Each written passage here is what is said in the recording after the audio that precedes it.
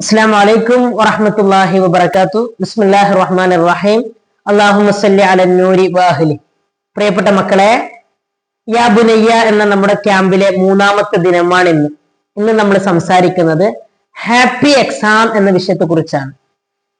Happy exam, exam സന്തോഷമുള്ളതാക്കണം, exam സന്തോഷമുള്ളതാവണം എന്നതിനെ കുറിച്ചാണ്. കഴിഞ്ഞ 2 ദിവസം നമ്മൾ സംസാരിച്ച വിഷയങ്ങൾ നിങ്ങൾ ഉൾക്കൊണ്ട ഒരുപാട് ആൾക്കാരുണ്ട്. മാഷാ അല്ലാഹ്, സന്തോഷം. പ്ലാനിങ് തയ്യാറാക്കാൻ തുടങ്ങി എന്ന് പറഞ്ഞ ആൾക്കാരുണ്ട്. എങ്ങനെ എക്സാം, ഏതൊക്കെ വിഷയങ്ങൾ, ഏതൊക്കെ ദിവസങ്ങളിൽ എത്ര ചാപ്റ്റർ വെച്ച് പഠിക്കണമെന്നൊക്കെ വളരെ വ്യക്തമായി പ്ലാൻ ചെയ്ത മക്കളൊക്കെ നമ്മുടെ കൂട്ടത്തിലുണ്ട്. വളരെ സന്തോഷം, അൽഹംദുലില്ലാഹ്. അങ്ങനെ ചെയ്യണം. അങ്ങനെ ചെയ്യുക എന്നുള്ളതാണ് ഒന്നാമത്തെ എക്സാം ഹാപ്പി ആവാനും ഈസി ആവാനുമുള്ള വഴി. ഫസ്റ്റ് ദിവസം നമ്മൾ പറഞ്ഞത് നിങ്ങളുടെ പോസിറ്റീവും നെഗറ്റീവും ഇതുമായി ബന്ധപ്പെട്ടിട്ട് എഴുതാനായിരുന്നു. അതിൽ എന്തൊക്കെ നെഗറ്റീവുകളാണോ നിങ്ങൾ എഴുതിയത് അത് നിങ്ങൾ ക്രമേണ കുറച്ച് കൊണ്ടുവരണം. ഈ അരക്കൊല്ല പരീക്ഷക്കാവില്ലെങ്കിൽ, തൊട്ടടുത്ത് വരുന്ന ഈ എക്സാമിനാവില്ലെങ്കിൽ, ഫൈനൽ എക്സാമിലേക്ക് നമുക്കത് കഴിയും. കാരണം നിങ്ങൾ കണ്ടെത്തിയിട്ടുണ്ട് നിങ്ങളുടെ പ്രശ്നം. എഴുത്ത് വൃത്തിയില്ല എന്ന് പറഞ്ഞ കുട്ടി അതിലുണ്ടെങ്കിൽ നിർബന്ധമായിട്ടും ആ നെഗറ്റീവ് നിങ്ങൾ മാറ്റാൻ എഴുത്ത് വൃത്തിയാക്കണം. എന്തൊക്കെയാണോ നിങ്ങൾ ആ നെഗറ്റീവിൽ എഴുതി വെച്ചത് അത് നിങ്ങൾ റീകവർ ചെയ്തുകൊണ്ടേയിരിക്കണം, അതില്ലാതെ ആക്കണം. അപ്പോഴാണ് നിങ്ങൾ മികച്ചവനാവുള്ളൂ. ഇപ്പോഴുള്ള പോസ്റ്റിനേക്കാൾ, ഇപ്പോഴുള്ള പൊസിഷനേക്കാൾ നിങ്ങൾ ഉയരണമെങ്കിൽ നിങ്ങൾ എഴുതി വെച്ച നെഗറ്റീവ് സാധനങ്ങൾ ഉണ്ടല്ലോ, അതിൽ നിന്നുള്ള ഓരോന്നിനെ നിങ്ങൾ ഒഴിവാക്കണം. അതിനൊഴിവാക്കാൻ നിങ്ങൾ സമയം കണ്ടെത്തണം. ഉമ്മയോ ഉപ്പയോ നിരന്തരം ചെയ്യ്, പഠിക്ക്, ആക്ക് എന്ന് പറഞ്ഞതിനെ കൊണ്ട് മാറ്റം ഉണ്ടാവില്ല. നിങ്ങൾ ഉഷാറാവണമെങ്കിൽ നിങ്ങൾ എഴുതി വെച്ച ആ ഫസ്റ്റ് ക്ലാസ്സിൽ എഴുതി വെച്ച നെഗറ്റീവ് സാധനങ്ങൾ പരമാവധി ഒഴിവാക്കണം. ഓക്കെ, അത് ഈ ഒരു എക്സാമിനേക്കൊന്നും തയ്യാറാവണ്ട. വരും എക്സാമുകളിലേക്ക്, ഫൈനൽ എക്സാമിലേക്ക് നിങ്ങൾ മാറ്റിയാൽ മതി. പെട്ടെന്നൊരു മാറ്റം വരുത്താനൊന്നും കഴിയൂല. നമുക്ക് കുട്ടികളുടെ അവസ്ഥയും കുട്ടികളുടെ സൈക്കോളജിയും ഒക്കെ മനസ്സിലായ സ്ഥിതിക്ക് നമുക്ക് പറയാലോ, പെട്ടെന്ന് അങ്ങനെ ചെയ്യാനൊന്നും പറ്റൂല, മാറ്റം വരുത്താനൊന്നും പറ്റൂല.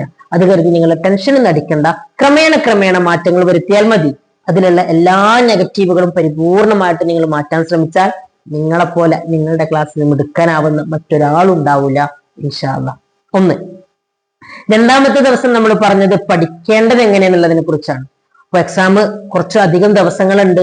പ്ലാൻ ചെയ്ത് ഓരോ ദിവസം എത്ര വിഷയങ്ങൾ, എങ്ങനെയൊക്കെ, പ്രത്യേകിച്ച് ഡേറ്റുകൾ, ആയത്തുകൾ, ഹദീസുകൾ പൂരിപ്പിക്കാൻ വരുന്നതൊക്കെ നോട്ട് ചെയ്ത് പോയിന്റുകളാക്കി എഴുതുന്നതിനെ കുറിച്ച് നമ്മൾ പറഞ്ഞു. Very good. 2 ദിവസത്തെ വളരെ മനോഹരമായ സെഷനുകൾ അൽഹംദുലില്ലാഹ് കഴിഞ്ഞു. നല്ല ഉപകാരപ്പെടും നിങ്ങൾ ഇത് വെച്ച് ഇങ്ങനെ ഫോളോ ചെയ്ത് പോവുകയാണെങ്കിൽ. ഇന്ന് നമ്മൾ പറയുന്നത് ഹാപ്പി എക്സാം എന്നതിനെ കുറിച്ചാണ്. എക്സാം പേടിയുള്ളവരൊന്ന് വെറുതെ കൈപൊക്കി കാണൂല. നിങ്ങൾ റെക്കോർഡ് ക്ലാസ് ആണ് കേൾക്കുന്നത് അല്ലെ? എന്നാലും എക്സാം പേടി ഉണ്ടെങ്കിൽ നിങ്ങളൊന്ന് കൈപൊക്കി. നല്ലോണം പേടി ഉണ്ടെങ്കിൽ ഫുള്ളായിട്ട് കൈപൊക്കി. എത്ര പേടി ഉണ്ട് അതിനനുസരിച്ച് പൊക്കിയാൽ മതി. ഓക്കെ, നിങ്ങൾ മാത്രമേ കാണുന്നുള്ളൂ. നിങ്ങളെ തന്നെയാണ് പഠിപ്പിക്കുന്നത്. ഓക്കെ, ലൈവ് ക്ലാസ് ഒന്നല്ല ഉസ്താദ്, നിങ്ങൾ കാണുന്നില്ലല്ലോ, റെക്കോർഡാണ്. അപ്പോൾ നിങ്ങൾക്ക് എത്ര പേടിയുണ്ട് അതിനനുസരിച്ച് നിങ്ങളൊന്ന് കൈപൊക്കി. ഓക്കെ, നിങ്ങൾക്ക് അപ്പൊ തിരിഞ്ഞില്ല നിങ്ങൾക്ക് എത്ര പേടിയുണ്ടെന്ന്. ഇനി പറ, എന്തിനാ എക്സാമിനെ പേടിക്കുന്നേ? എന്തിനാ എക്സാമിനെ പേടിക്കുന്നേ?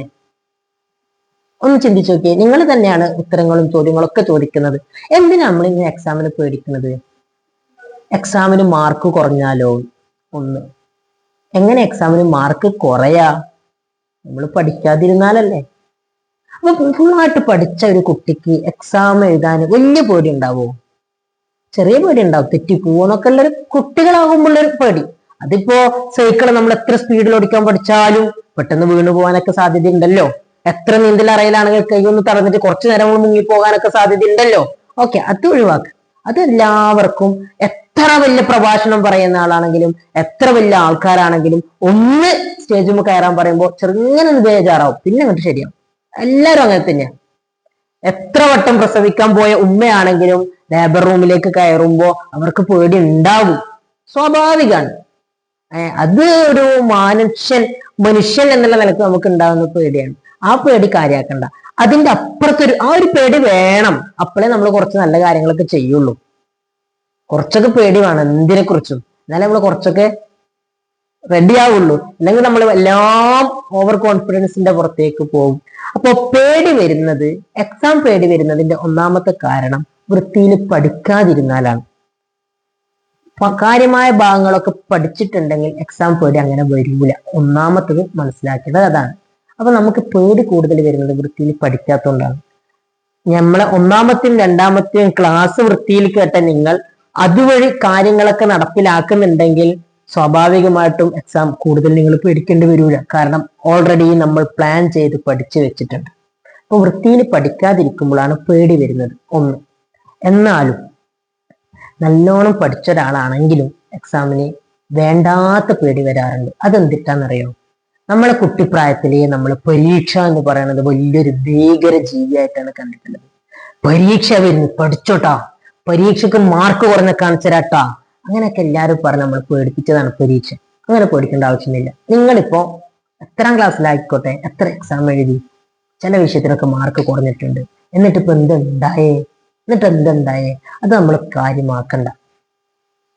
നിങ്ങൾ കാര്യമാക്കണ്ട. ഉമ്മാനോട് പറഞ്ഞു, നമ്മളെ ക്ലാസ് എടുക്കാൻ ഉസ്താദ് പറഞ്ഞു പരീക്ഷയ്ക്ക് മാർക്ക് കുറയുമെന്ന് ചിന്തിച്ചിട്ടൊന്ന് പേടിച്ചതിനെ കൊണ്ട് നമുക്ക് എക്സ്ട്രാ മാർക്ക് കിട്ടോ?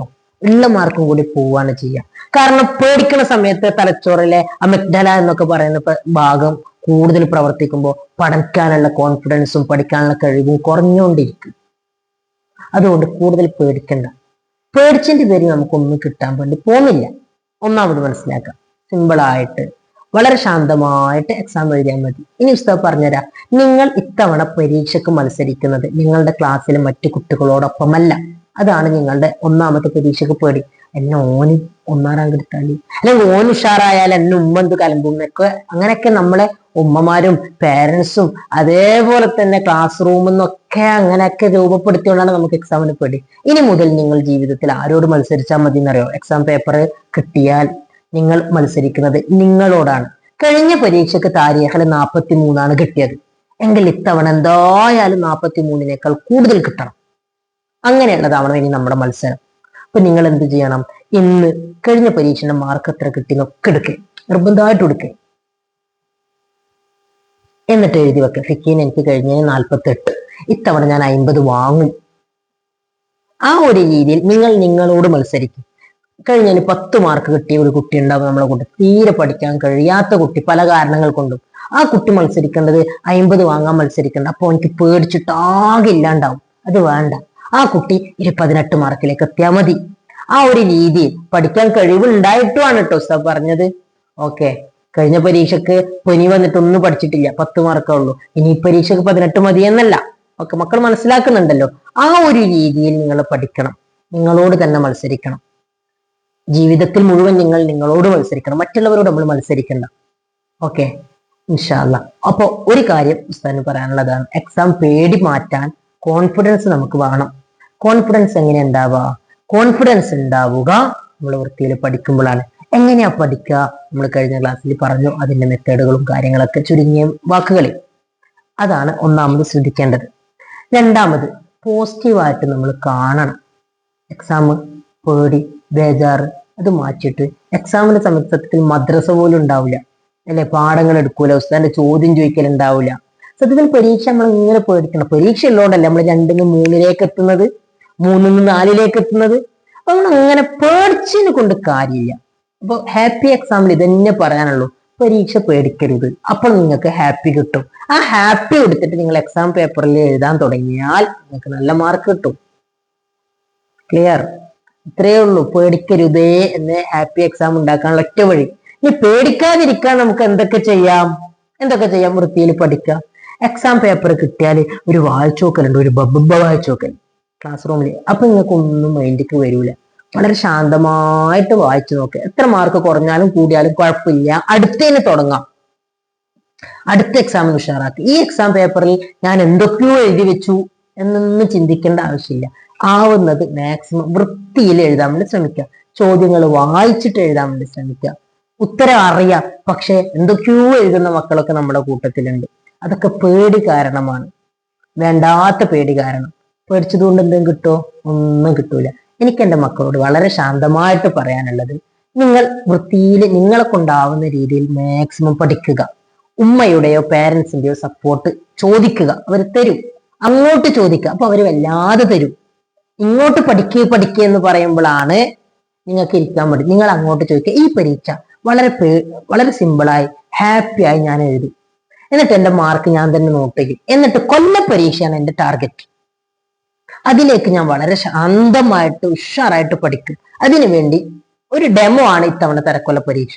ഇൻഷാല്ല കൊല്ല പരീക്ഷയിലേക്ക് നമുക്ക് ഒരുമിച്ച് വരാം. നമുക്ക് ലൈവ് ക്ലാസ്സുകളൊക്കെ ആയിട്ട് മുന്നോട്ടേക്ക് പോവാം. റെക്കോർഡ് ക്ലാസ്സുകൾ പലപ്പോഴായിട്ട് നമുക്ക് ഗ്രൂപ്പ് വഴിയൊക്കെ ഇൻഷാല്ല നൽകാം. ഓക്കെ, അതിനു മുമ്പായി നിങ്ങൾ ചെയ്യേണ്ടത് ഈ ഒരു പരീക്ഷയ്ക്ക് ആ ഒരു തയ്യാറെടുപ്പുകൾ നടത്തണം. ഓരോ പരീക്ഷ പേപ്പർ കിട്ടിയാലും വളരെ ശാന്തമായി വായിച്ചിട്ടുള്ള ഒരു പഠന രീതികളും, മുൻ വർഷത്തെ പരീക്ഷ പേപ്പറൊക്കെ കിട്ടുമെങ്കിൽ അതൊക്കെ ഒന്ന് വായിച്ച് പഠിച്ചതൊക്കെ ക്ലിയർ ആണോ എന്നൊക്കെ ഒന്ന് ഉറപ്പിക്കാനൊക്കെയുള്ള ഒരു തയ്യാറെടുപ്പും ഒക്കെ നടത്തിയാൽ ഈ എക്സാം ഹാപ്പി എക്സാം ആയിട്ട് നിങ്ങൾക്ക് മാറ്റിയെടുക്കാൻ വേണ്ടി പറ്റും. ഒരു കുഞ്ഞി കഥ പറയാറുണ്ട്. ഒരാൾ പുഴക്കരയിൽ നിന്ന് കുളിക്കുന്ന സമയത്ത് അയാളുടെ കാലിന് ഒരു പാമ്പ് കടിച്ചു.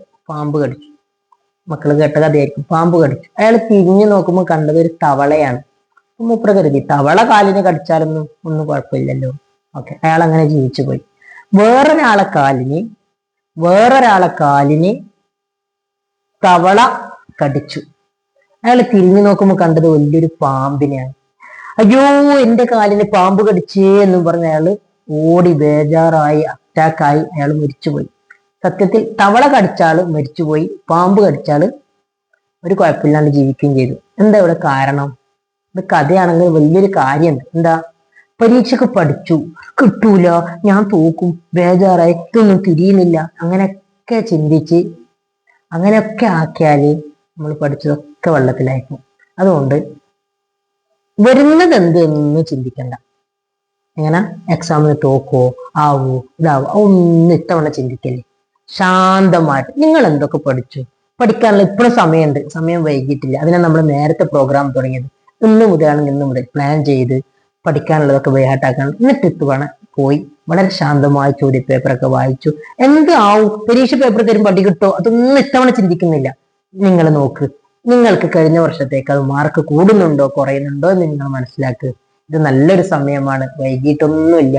വളരെ ശാന്തമായി സന്തോഷത്തോടു കൂടി എക്സാം ഹാളിലേക്ക് പോകണമെങ്കിൽ ഇപ്പോൾ സുന്ദരമായിട്ട് പഠിക്കാൻ വേണ്ടി തുടങ്ങണം. നിങ്ങൾക്ക് കഴിയും. All the best. അസ്സലാമു അലൈക്കും വറഹ്മത്തുള്ളാഹി വബറകാതുഹു.